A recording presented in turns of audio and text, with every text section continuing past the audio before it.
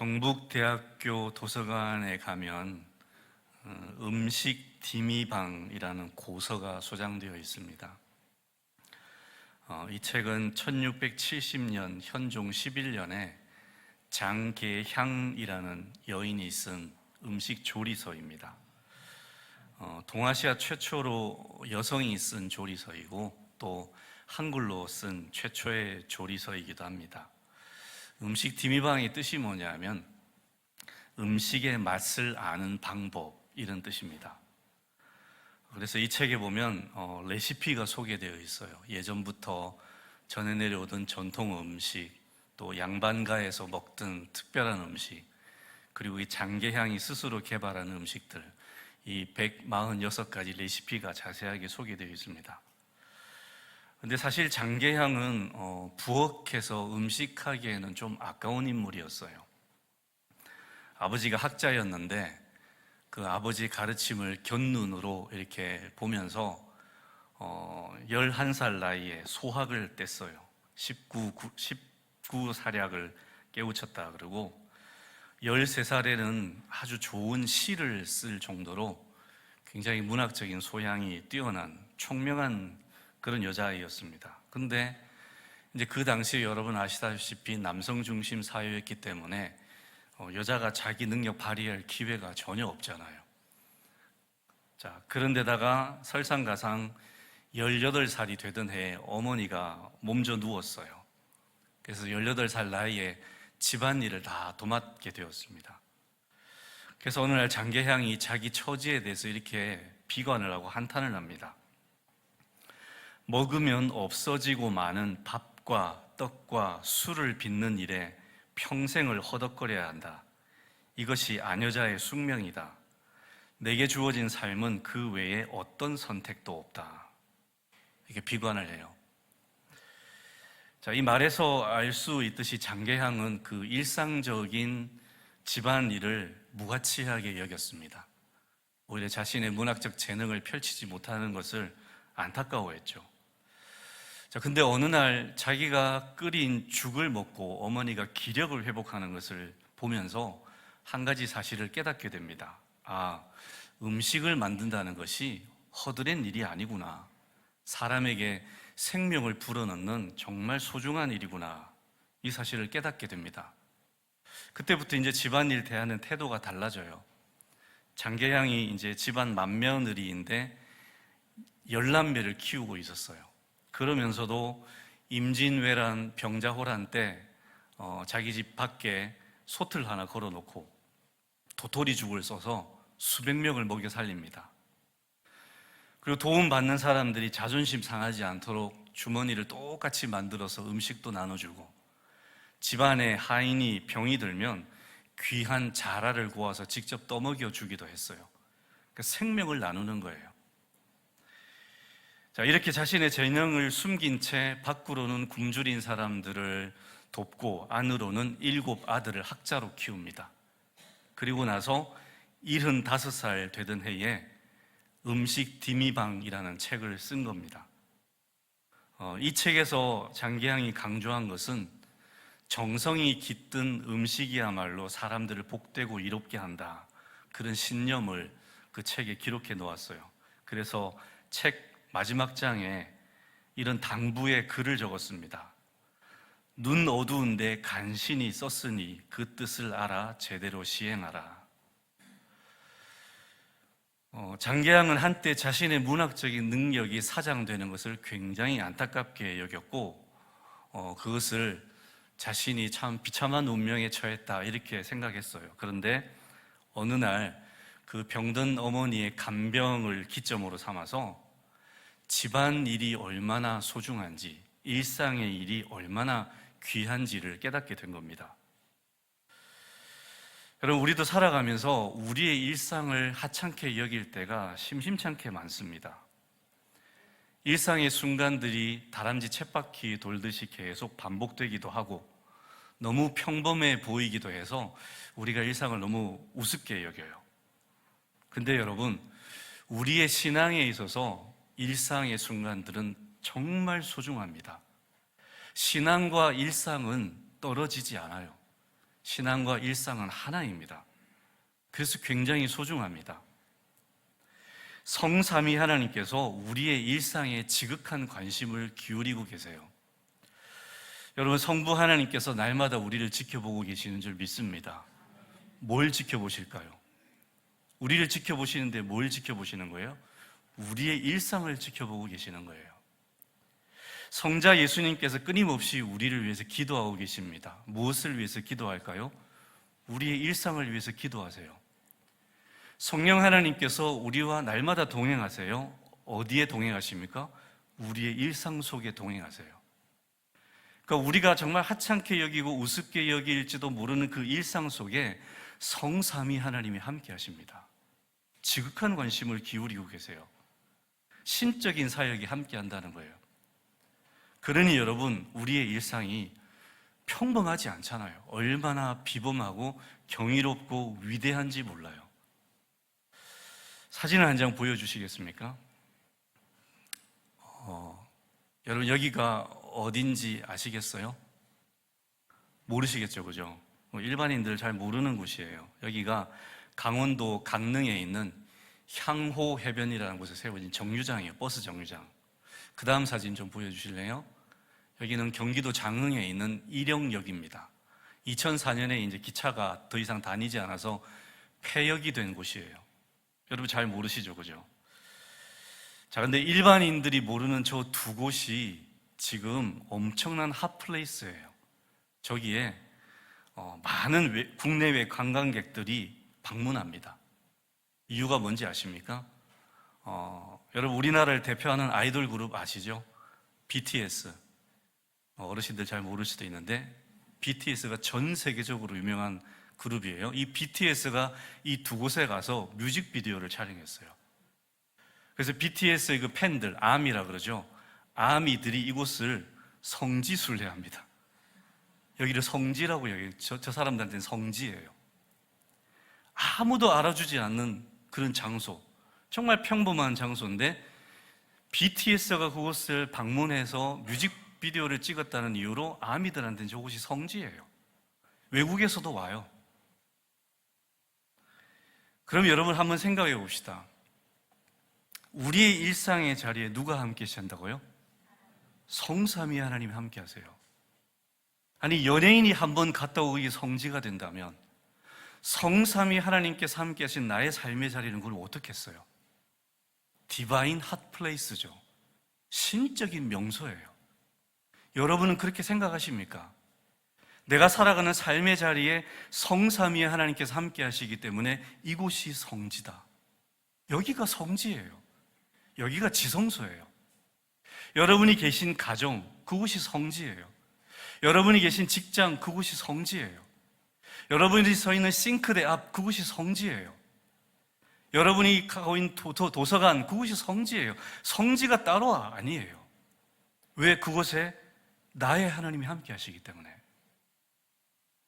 우리가 이 사실을 깨달아야 됩니다. 우리의 일상의 자리는 결코 평범하지 않습니다, 여러분. 우리는 종종 우리 인생에 특별한 순간이 찾아오기만을 갈망해요. 그래서 어제 식당에서 밥 먹으면서 우리 권사님들하고 그런 얘기 했어요. 로또가 당첨되면 얼마나 좋을까? 그런 특별한 순간이 내 인생에 오면 얼마나 좋을까? 우리 권사님들이 로또 당첨된 목사님이 다 헌금할게요. 말이라도 그렇게 해줘서 감사해요. 들고 튀지는 않았으면 좋겠어요. 입 싹 닫고. 예수 믿는다고 해서 특별한 순간이 자주 찾아옵니까? 그렇지 않습니다. 예수를 믿어도요, 우리 대부분의 일상은 별일 없이 지나가는 하품나는 순간들의 연속일 거예요. 근데 여러분, 우리가 신앙에 눈을 뜨게 되면, 하나님 아버지에 대해서 눈을 뜨게 되면요, 내가 지나가는 모든 그 평범한 일상의 순간들이 얼마나 특별한 순간들임을 깨닫게 됩니다. 이게 진짜 비범한 순간이구나. 그래서 성삼위 하나님과 함께 동행하는 성도들은요, 인생의 매 순간을 특별하게 살아가게 됩니다. 특별한 순간이 왔으면 좋겠어. 그것이 아니라요, 매 순간을 특별하게 살아가요. 여러분, 이것이 신앙의 본질입니다. 참 신앙인들은 일상을 어떻게 살아가느냐? 그곳에 나의 하나님께서 함께 하신다는, 그곳이 나에게 베델이고 성지라는 사실을 깨닫고 그 하루하루 순간들을 정말로 소중하게 여기고 특별하게 살아가요. 저와 여러분이 이렇게 되기를 바랍니다. 이게 신앙의 본질이에요. 내 인생에 왜 이렇게 하품나지? 왜 이렇게 특별한 순간이 없지? 아닙니다. 그거는 신앙의 눈을 안 떠서 그래요. 진짜 신앙의 눈을 뜬 분들은요, 정말로 하루하루를 특별하게 보내요. 허투루 보내지 않아요. 예수님이 그렇게 사셨어요. 오늘 우리가 읽은 요한복음 9장 4절에 보면 예수님이 일상을 어떻게 대하고 계시는지 우리가 발견하게 됩니다. 예수님은 자신의 일상에 대해서 세 가지 통찰을 지니고 계셨어요. 첫 번째는 뭐냐면 일상의 신성함을 알고 계셨어요. 예수님 뭐라고 고백하셨냐면 하나님 아버지께서 나를 이 땅에 보내셨다라고 고백해요. 그러니까 당신께서 지금 서 있는 그 자리, 당신께서 보내고 있는 그 순간들이 하나님 아버지께서 보내신 신적인 기원을 가지고 있다는 거예요. 그래서 자기의 일상이 신적 기원을 가지고 있고 그 안에 신성함이 깃들여 있기 때문에 예수님은 자신이 보내시는 그 일상을 정말 고귀하게 여기세요. 우리도 그래야 됩니다. 여러분이 이 땅에 왔는데 누가 여러분을 이 땅에 보내셨습니까? 누가 보내셨습니까? 부처님이 보내셨습니까? 하나님이 보내셨죠? 하나님이 나를 이 땅에 보내셨다는 것은 나의 삶의 자리가 심적인 기원을 가지고 있다는 거예요. 하나님이 보내신 자리예요. 하나님이 주신 일상이에요. 하나님이 세우신 삶의 자리예요. 여기가 신성한 자리예요. 그걸 우리가 알아야 된다는 겁니다. 예수님은 그렇게 일상을 보내셨어요. 두 번째는 예수님이 일상의 목적성을 알고 계셨습니다. 하나님 아버지께서 나에게 지금 이 순간 이 삶의 자리를 주신 목적이 있다는 것을 분명하게 인지하고 사셨다는 거예요. 그래서 예수님은 그 일상을 어떻게 하느냐? 아버지께서 나를 보내서 이루라고 하신 그 일을 행하는 것, 아버지의 뜻을 이루어 드리는 것, 거기에 일상을 사용하세요. 그래서 예수님의 시간 관리를 보면요, 정말 1분 1초도 허투루 보내지 않으십니다. 예수님의 삶 중에 허투루 보낸 시간 1초도 없어요. 늘 자신의 일상을 통해서 그 일상이 목적을 가지고 있고 그 일상의 목적은 내가 하나님이 나를 보내신 일을 이루는 것이다. 그런 마음가짐으로 늘 일상을 대하신다는 거예요. 우리도 그래야 됩니다. 내게 주신 일상, 이거 그냥 보낼 시간이 아니고 하나님이 나를 통해서 당신의 뜻과 당신의 일을 이루시기 위해서 내게 주신 시간이다, 하루다, 이렇게 받아들이고 살아가는 것 중요하다는 거예요. 자, 세 번째로 예수님은 일상의 유한성을 알고 계십니다. 뭐라고 고백하시냐? 밤이 곧 올 텐데 그러면 그때가 되면 사람이 아무 일도 할 수 없다. 밤은 어떤 시간이냐? 사람이 활동할 수 없는 시간이잖아요. 예수님은 당신의 인생에도 밤이 올 것을 알고 계셨어요. 더 이상 이 땅에서 일할 수 없는 시간, 그렇기 때문에 지금 일할 수 있는 시간이 주어졌을 때 이 일을 귀하게 여기고 이 한정된 시간을 잘 사용해야 된다, 그런 마인드로 사셨다는 거예요. 여러분, 우리도 예수님처럼 내 일상의 신성함, 내 일상의 목적성, 내 일상의 유한성을 알고 있어야 됩니다. 그걸 알고 있는 것이 에베소서 5장 15절에서 사도 바울이 말하고 있는 지혜예요. 지혜가 딴 게 아니에요, 여러분. 내게 주어진 일상이 신적인 기원을 가지고 있는 정말 신성한 시간이고, 이 일상은 분명한 목적이 있고, 이 일상은 유한하기 때문에 귀하게 여긴다, 희소 가치가 있다, 이것을 알고 살아가는 것이 지혜예요. 저와 여러분에게 이 지혜가 있게 되길 바랍니다. 그래서 모세가 기도하잖아요. 우리의 날 계수함을 알 수 있게 하소서. 우리의 인생이 이런 성격을 지니고 있다는 것을 깨닫게 하소서. 그렇게 기도하잖아요. 그래서 살같이 지나가는 이 시간을 허투루 보내지 않게 하소서. 에베소서 5장 16절에 사도 바울이 똑같은 권면을 합니다. 우리 같이 한번 읽어보겠습니다. 시작. 세월을 아끼라 때가 뭘 아끼라고요? 세월을 아끼라. 원문 그대로 직역하면 기회를 사라예요. 돈 주고 기회를 사라. 너에게 다가온 그 기회를 정말 소중하게 여기고 놓치지 말고 돈을 주고서라도 살 정도로 귀하게 여기라는 거예요. 이유가 뭐냐? 때가 어떻다고요? 때가 악하다는 말이 무슨 뜻이냐면 종말이 가까웠다는 거예요. 종말이 되면 여러분 우리가 기회를 얻을 수 있을까요? 없을까요? 없죠. 종말이 되면 기회를 더 이상 얻고 싶어도 못 얻어요. 종말이 가까웠기 때문에 지금 당신 앞에 살아있는 그 시간들, 당신이 살아있는 그 시간에 기회가 주어진다면 그 기회를 절대 놓치지 말고 포착해서 선용하라, 그런 뜻이에요. 베네딕트 수도원이라는 곳이 있는데요, 이 수도원의 식당에 가면 식탁에 수도사들 숫자대로 한 20cm 검은 수저통이 쭉 널려 있어요. 근데 그 검은 수저통의 모양이 무슨 모양이냐면 사람 시신을 안치하는 관 모양이에요. 그 수저통이 관 모양이에요. 그 20cm짜리가 쭉 이렇게 식탁에 놓여 있어요. 그러면 이제 수도사들이 식사 때가 되면 와서 그 자기 앞에 놓인 관 뚜껑을 열고 거기서 나이프, 포크 꺼내서 밥을 먹는 거예요. 왜 이렇게 했냐? 여기 의미가 있다는 거예요. 당신이 지금 먹고 있는 이 끼니가 당신에게 오늘 마지막 끼니가 될 수 있다. 당신은 언제 죽을지 모른다. 그러니까 살아있는 시간을 의미 있게 보내고 결코 낭비하지 말라. 이런 의미가 담겨 있대요. 밥이 넘어갈지 모르겠어요. 그 간뚜껑이 그 밥 먹으면.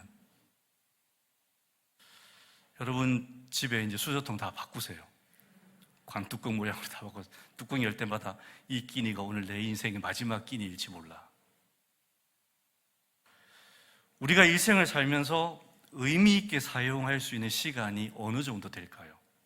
인생이 80이라고 치면요, 80년에 잠자는 시간, 식사 시간, 화장하는 시간, 옷 입는 시간, 이동하는 시간, 용변 보는 시간, 전화 통화하는 시간, 이런 잡다한 시간들 다 빼고 순수하게 우리가 일할 수 있는 시간이 몇 년이 될까요, 여러분? 10년이 안 됩니다. 8년에서 10년 사이래요. 내가 인생 80을 살면 8년에서 10년밖에 일할 수 없대요. 그럼 우리는 그 시간에 모든 걸 걸어야 되는 거예요. 그 시간에 내 인생이 바뀌어요. 그 시간을 어떻게 보내느냐가 정말 중요하다는 거예요. 근데 그렇게 짧은 10년의 세월도 정말 아무 의미 없이 무가치하게 보내버린다면 내 인생이 어떻게 되겠냐는 거예요. 여러분 소름 끼치지 않습니까?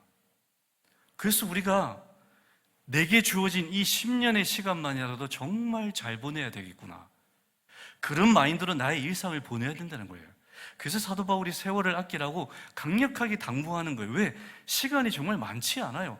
80 인생에 내가 일할 수 있는 시간이 10년밖에 안 된다니까요. 이거 허투루 보내면 내 인생이 어떻게 되겠냐는 거예요. 우리는 무한대의 시간을 가지고 있지 않습니다. 우리의 시간은 찰나와 같이 유한해요. 화살처럼 날아간다 그러잖아요. 근데 우리가 사는 모습을 보면요, 마치 천년 만년 살 것처럼 살아요. 시간을 막 흘러보냅니다. 여러분 모래시계는 모래가 다 흘러내리면 뒤집으면 다시 리셋되죠. 인생 시계는요 절대 리셋이 안 되잖아요. 뒤집으면 나의 청춘이 다시 돌아옵니까? 아니잖아요. 흘러간 시간 다시 돌아올 수 못합니다.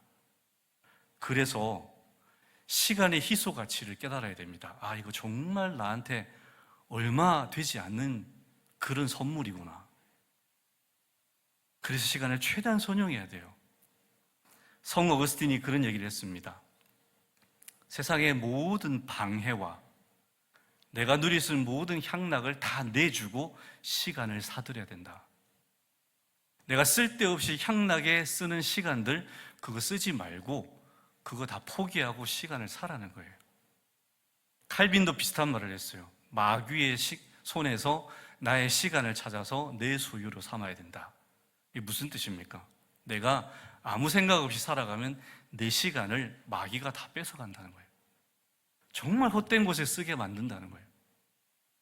우리 지난 일주일들 한번 돌아봅시다. 우리가 일주일에 시간을 보냈어요. 여러분, 그 시간들 중에 정말 내가 가치 있고 의미 있게 보냈다고 생각되는 시간들이 얼마나 될까요? 우리가 지금 그렇게 살고 있어요. 그 시간들 다 마귀한테 다 뺏기는 거예요. 우리가 너무 자주 우리 일상을 무의미하게 흘려보냅니다. 성경에 기록된 죄 중에 특별히 말세에 정말 조심해야 될 세 가지 죄가 있어요. 예수님이 직접 경고하셨어요. 하나는 생활의 염려예요. 하나는 술 취하는 거예요. 여러분, 생활의 염려, 죄입니다. 정말 조심해야 될 죄. 술 취하는 것, 여러분 뭐 술 드시지 않으시니까 이건 패스. 그 다음에 마지막 세 번째가 뭔지 아십니까? 방탕이에요. 방탕의 뜻이 뭐냐 하면 시간 낭비예요. 원어의 뜻이 시간 낭비가 방탕이에요. 시간 낭비하는 것, 시간 허튼 일에 쓰는 것, 그거 죄입니다. 특별히 말세에 정말 조심해야 될 세 가지 죄 중에 하나가 시간 낭비입니다. 이것은 지혜롭지 못한 행동을 넘어서 하나님 앞에 범죄하는 거예요. 그러니 여러분, 우리가 시간을 어떻게 대해야 되겠습니까? 그래서 사도 바울이 에베소서 5장 17절에서 이렇게 권고합니다. 함께 읽겠습니다. 에베소서 5장 17절 말씀. 시작. 그러므로 어리석은 자가 되지 말고 오직 주의 뜻이 무엇인가? 어떤 자가 되지 말고요? 어리석은 자가 어떤 자죠? 시간 낭비하는 사람들. 어리석은 자가 되지 말고 뭘 하라 그럽니까? 주님의 뜻이 무엇인지 분별하라. 그게 무슨 뜻입니까? 내가 일상을 잘 보낼 수 있는, 가치 있게 보낼 수 있는 최고의 비결은 주님의 뜻을 깨닫고 그 뜻대로 살아가는 것. 그게 가장 지혜롭고 가장 내가 일상을 잘 사용하는 비결이라는 거예요. 아랍인들이 즐겨 사용하는 인사말 중에 인샬라라는 말이 있어요. 여러분 들어보셨죠? 그죠? 인샬라의 뜻이 뭐냐 하면 알라 신의 뜻이라면, 이런 의미예요. 이슬람교 경전 코란 18장 23절 24절에 보면 이런 말이 나옵니다. 어떤 일에 대해서도 내일 나는 반드시 그것을 할 것이다 라고 말하지 말라. 모든 일에 대해서 알라가 원하시면 인샬라라고 말하라. 그리고 그것을 잊었거든 주 너의 주님을 기억하라. 아멘 하시면 안 됩니다. 네, 코란에 기록된 거예요. 근데 굉장히 성경적이잖아요. 이슬람 교도들은 내가 내일 반드시 이걸 할 거야 라고 말하는 것이 신을 무시하는 것이라고 여겨요. 왜 그럴까요? 내가 내일 살아있을지 죽을지 결정하는 것이 누구의 소관이에요? 그들이 말하는 신의 소관이잖아요. 내가 이것을 해도 될지 안 해도 될지 결정하는 게 누구 소관입니까? 그들이 믿는 알라 신의 소관이에요. 그래서 나는 내일 반드시 이것을 할 거야 라고 내뱉는 말을 불경하게 생각합니다. 그래서 그 앞에 반드시 조건부를 붙여요. 인샬라. 만일 알라 신의 뜻이라면 내가 내일 반드시 이것을 한다. 여러분, 성경에 똑같은 말씀이 나와요. 야고보서 4장 15절 말씀 같이 읽어봅시다. 야고보서 4장 15절 시작. 너희가 도리어 말하기를 주의 뜻이면 우리가 살기도 하고 이것이나 저것을 하리라 할 것이거늘. 아멘. 똑같잖아요. 너희가 말할 때 함부로 말하지 마라. 누구의 뜻이면? 주님의 뜻이면 내가 내일 어떻게 하고?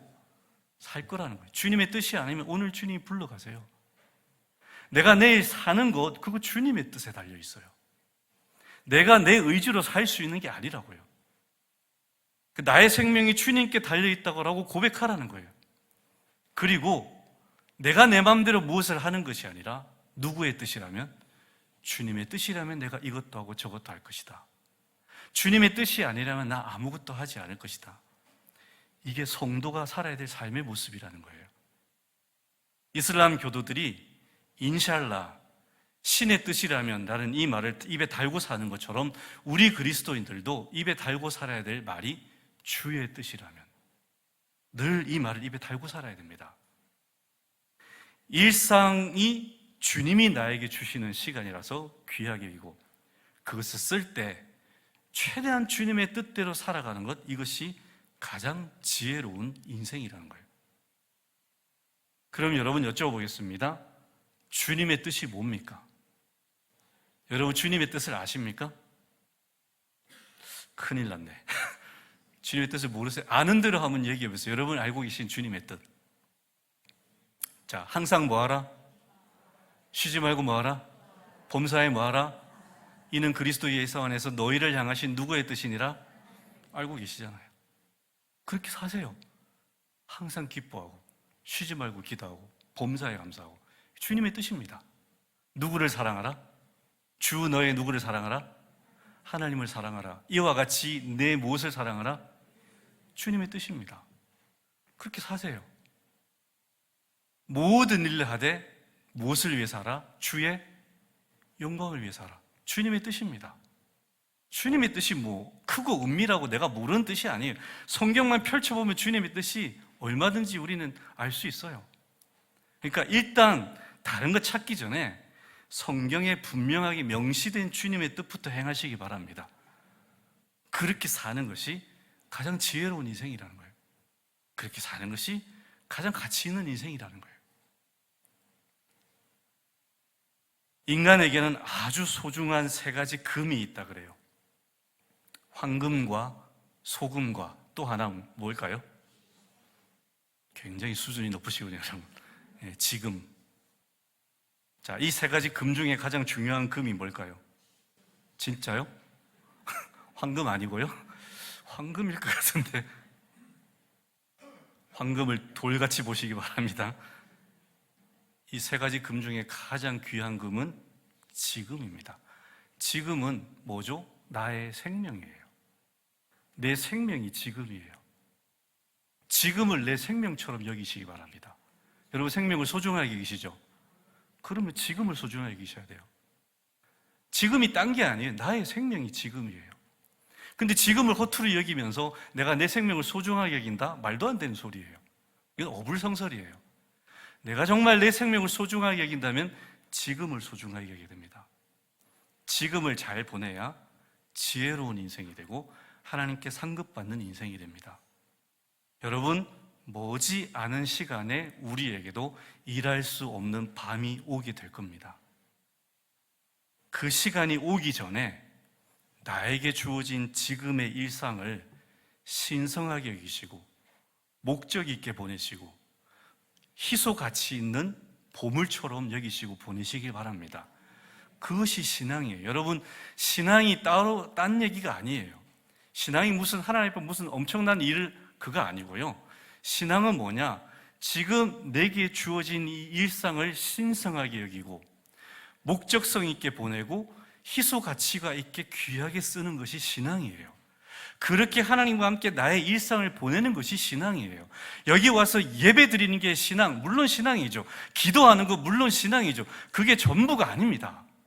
그건 지극히 일부예요. 여러분 예배하는 시간, 기도하는 시간 얼마나 되십니까? 얼마 안 되잖아요. 그걸로 퉁치지 마세요. 그게 나의 신앙이 아니에요. 지극히 일부예요. 그거 다음에 내가 월, 화, 수, 목, 금, 토 나의 일상을 살아가는 게 신앙이에요. 그 신앙을 하나님이 내게 주신 시간으로 여기고 정말 귀하게 여기고 그 신앙에 하나님이 나를 보내신 그 뜻을 이루어 드린 것, 그게 신앙입니다. 저와 여러분이 이런 신앙인들이 되시길 바랍니다. 그렇게 지혜로운 성도가 되어서 이 마지막 때가 악한 이 시대에 종말이 정말 시시각각 눈앞에 초침처럼 다가오는 이때에 저와 여러분이 세월을 허비하지 않고 잘 보내서 우리 하나님 앞에 칭찬받는 성도가 되시기를 주님의 이름으로 축원합니다. 하나님 아버지, 우리에게 날마다 주시는 그 일상의 시간들, 순간들을 허투루 여기지 않게 해주시고 하나님 아버지께서 내게 주신 시간임을 알게 하여 주시옵소서. 하나님이 오늘도 나를 살려주셔서 지금 우리가 여기에 앉아 있습니다. 이 시간을 보내고 있습니다. 그러니 하나님, 나의 일상이 신적인 기원이 있음을 깨닫게 해주시고 나의 일상 가운데 성삼위 하나님이 함께 하시고 일하심을 알게 하여 주시고 정말로 귀하게 여기고 정말로 하나님 보시기에 합당하게 사용하는 지혜로운 성도가 되게 하여 주시옵소서.